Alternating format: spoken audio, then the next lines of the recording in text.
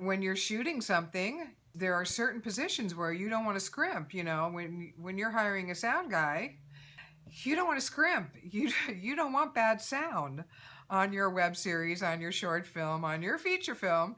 You don't want bad sound. Sound is so important. You don't want to scrimp on that sound guy. You want to pay that sound guy, even when you're hardly paying anybody else and you've got the minimal budget, and you're like asking everybody for favors.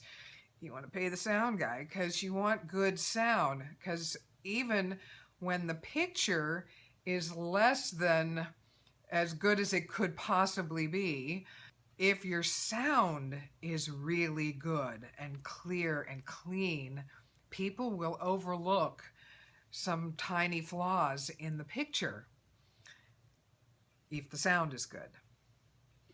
But if the picture is perfect and the sound is crappy, people will turn it off because they say, oh, this is crappy.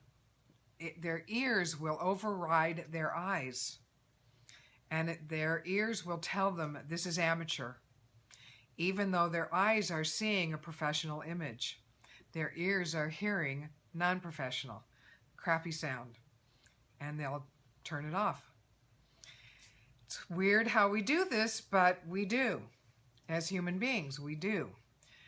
So you have to know on your very low budget film sets, and by film I mean, you know, web series, whatever, self-produced projects, you have to know where you want to spend the money. Let me tell you how films work. Films work in 3 areas.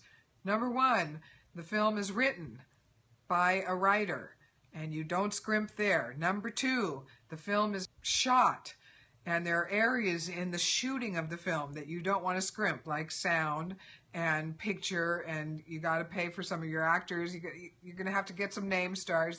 There's things here where, you know, we can shave some areas of the budget here and some there, but there's some areas in the production of the film you're not going to shave.